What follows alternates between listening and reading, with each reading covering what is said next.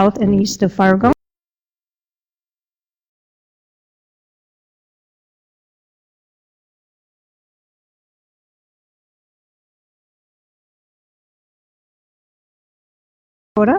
As part of the Simply Good Eating program. Community nutrition educators have been the backbone of our program. Across the state, over 100 of these paraprofessionals have offered cooking classes and other nutrition opportunities to their income-eligible neighbors. We've recently gone through a program restructure with regional educators now offering these services. But it's a handful of these community nutrition educators, also known as CNEs, who participated in the study that I'll report on today. My role as the extension educator included the design and facilitation of staff development opportunities for our CNEs.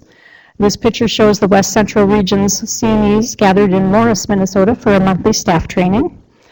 With so many of our CNEs located in remote areas across the state, we made a point of offering a variety of staff development opportunities, many of which included the use of technology. Needless to say, our CNEs have become pretty tech-savvy in the past couple of years. For my study, I researched the value and effectiveness of problem-based learning for these CNEs. Our CNEs love to share their knowledge and experience with their colleagues, both online and face-to-face. In their work, they run into many situations which require them to problem solve. Problem solving is an important skill to learn in the 21st century workplace. And I wanted to know if CNEs would find value to knowing about and using problem-based learning in their work. I also wanted to see how effective problem-based learning at a distance would be in helping them solve work-related problems, and whether using PBL at a distance would be effective in developing a variety of ways for the CNEs to learn. So here are a couple of definitions to start with. Problem-based learning is an approach that challenges students to learn through engagement in a real-world problem.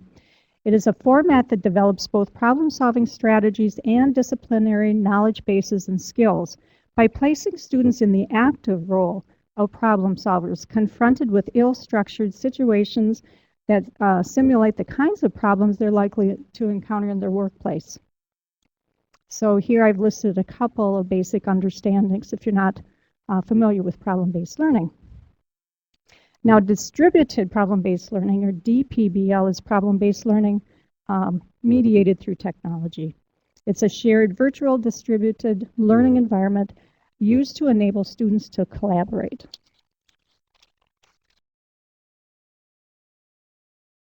Oftentimes, the problem-based learning approach starts with a problem statement, then asks 3 different questions. What do we already know? What do we need to know? And what do we need to do? I wanted to know if CNEs would find value to this systematic way of approaching their work. And can this problem-solving approach be successfully used in an online setting?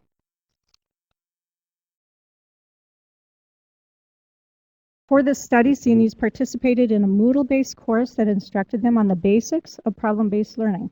They were provided with a problem statement, they were provided content on problem statement development and what we call this 3-step process to problem solving using the 3 questions that I just mentioned.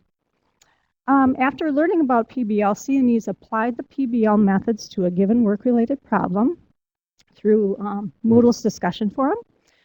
A pre-course survey was administered to collect CNE demographics, and the survey measured pre- and post-course PBL knowledge. A weekly anonymous journal instrument was designed using Google Forms to collect participant information on quantitative ratings of PBL value, ratings of DPBL effectiveness, and selected methods of learning. Supportive qualitative data were also collected using the Google Form-based journal, along with participant formative evaluation input. A weekly facilitator's journal was developed to monitor, assess, and modify course design and course curriculum. To aid in the facilitation of the course, a PBL instructor template was adapted from Torp and Sage. A template like this can provide PBL facilitators with guidelines to follow and background resources to refer to.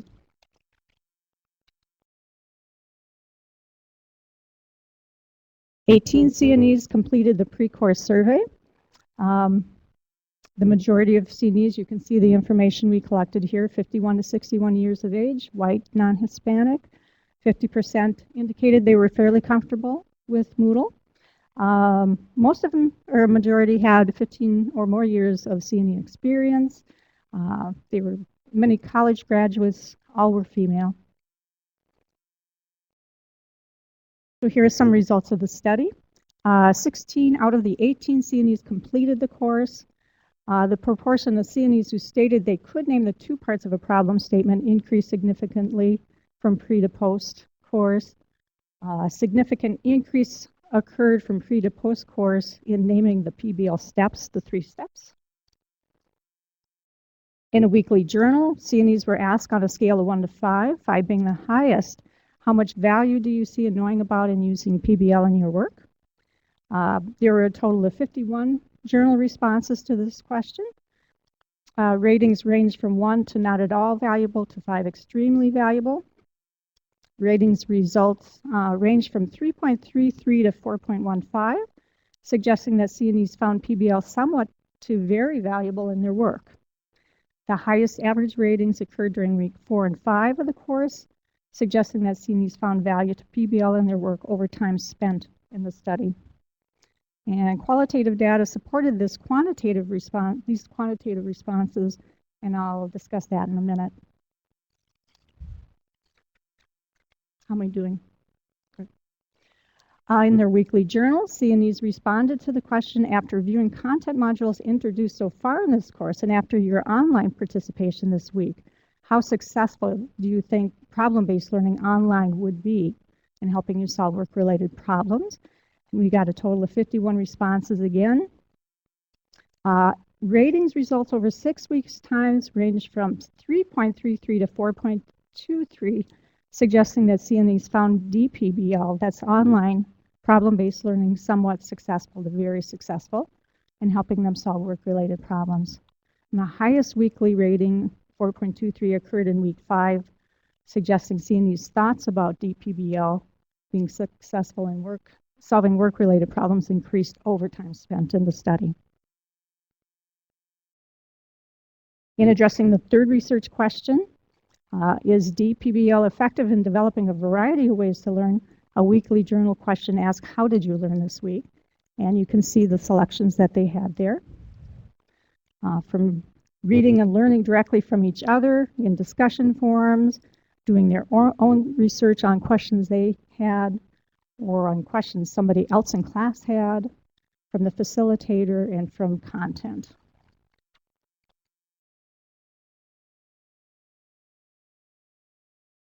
There were 101 total responses tallied over 6 weeks. The 2 most common responses over the weeks were from viewing and reviewing content modules and reading and learning directly from what other people wrote in discussion forums. So this suggests that there's an equal importance between reading content and learning from each other through discussions.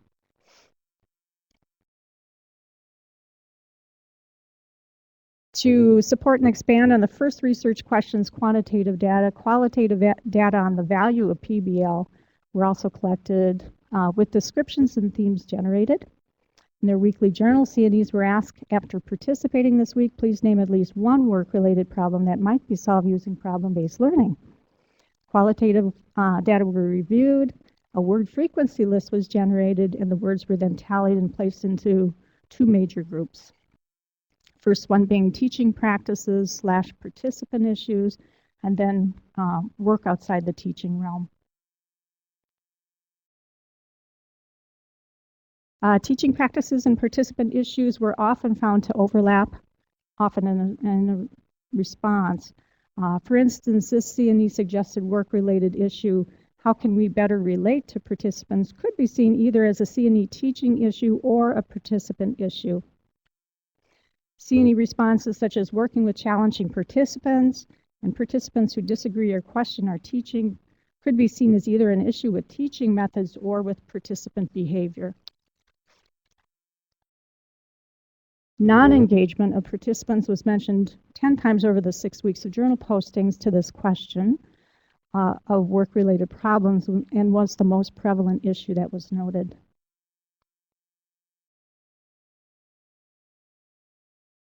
The theme work issues outside of the teaching realm included the following sub-themes, so you can see those listed there. And this qualitative data suggests that C&E understanding of PBL might benefit not only with teaching practices and participant issues, but may be helpful in systematically resolving non-teaching work-related issues. So in summary, this qualitative data supports the positive quantitative responses from C&Es to the value of PBL in their work.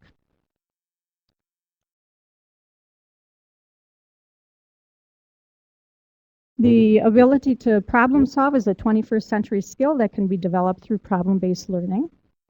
After practicing how to structure a problem statement, C&Es were able to construct problem statements and apply a systematic 3-step process to resolve a work-related issue by participating in online discussion forums and practicing problem-solving skills. So findings indicate that C&Es see value to PBL in their work. They were able to apply critical thinking skills to resolve work-related problems, and they were able to offer a significant number of work-related issues that PBL skills could address. This suggests that PBL and DPBL could be valuable methods for C&Es to use in solving work-related problems. In terms of the qualitative findings of special interest, there were some interesting quotes. Special interest was a C&E suggested work-related problem. She said, how can we use problem-based learning to teach parents how to make healthy changes? In a similar posting, journal posting, a C&E notes, a lot of parents of young children I work with are not very good role models for their kids, since they're picky eaters themselves and do not eat vegetables and whole grains, etc. I could use PBL to find a way to get them to be positive role models for their children, so their children can develop healthy habits at a young age.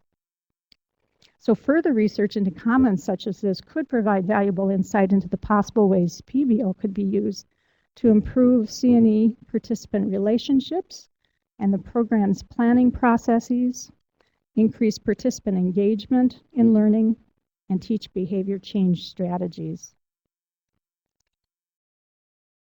As mentioned earlier, reviewing and reviewing content modules and reading and learning directly from others through discussion forums were rated equally over time, suggesting an equal importance between reading content and learning from each other through discussion. It's also important to note that in comparing this study's responses to the question, how did you learn this week? It could be suggested that C&Es started to embrace their PBL student role as active thinkers when they responded that they were doing research on their own. So it wasn't just the content, it wasn't just the discussion forums, but questions would come up and they would research on their own.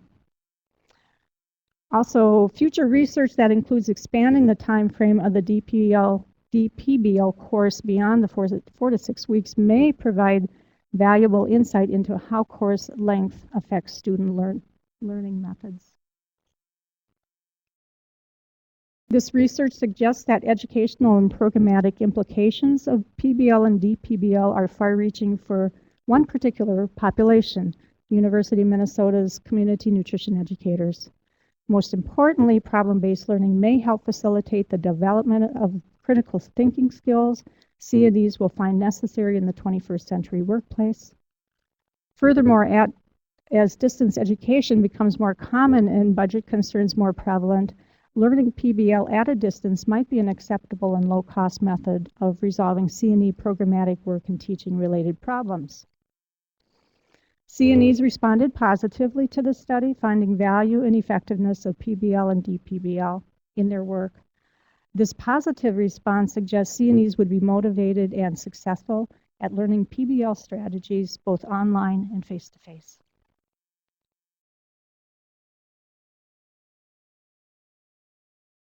Any questions? I had to read it fast.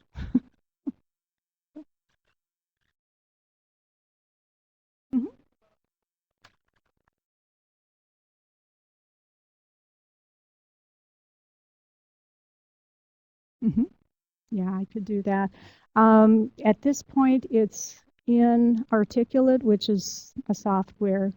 Um, I can somehow, we can connect and I can get that information for you. Yeah. Mhm. Yeah.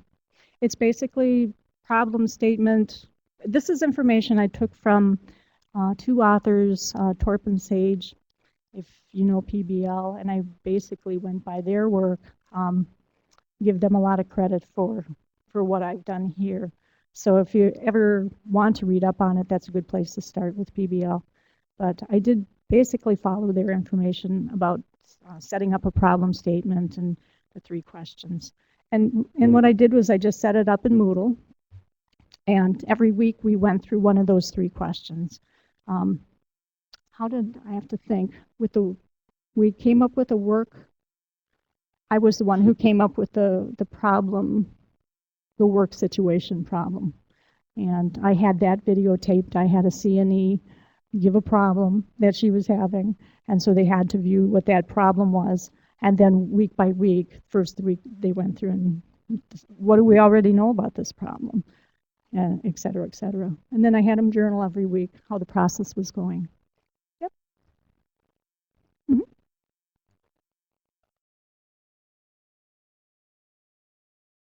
I'm sorry.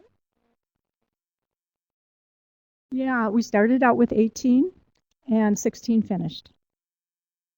And then as far as discussion groups, what we did was we separated them out into smaller groups, so it wasn't 18 trying to work with 18 different different discussions going on. So I divided them up into groups of maybe 4 to 5 in a discussion group, and they liked that idea. You know, it was more manageable for them. Yeah, that was a good number to start with too, I think.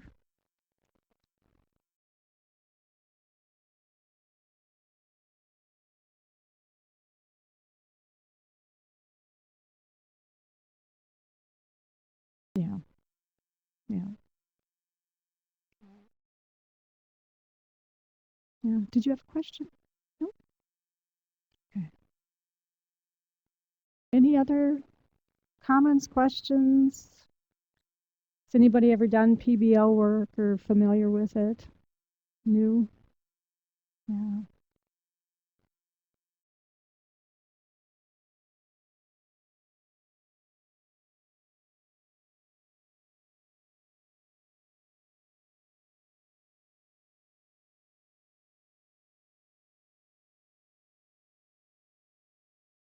Yeah. Yeah. This idea started because we've done a lot of staff development with the CNEs in Minnesota, but a lot of it is content based. And content sometimes goes in, and our CNEs just love to share their experiences, and they do have a lot of great experiences. And I thought, well, why don't we just turn this around and have a problem that's related to their work that they can talk about over time, and they just really grabbed onto it and just really loved it. It's messy.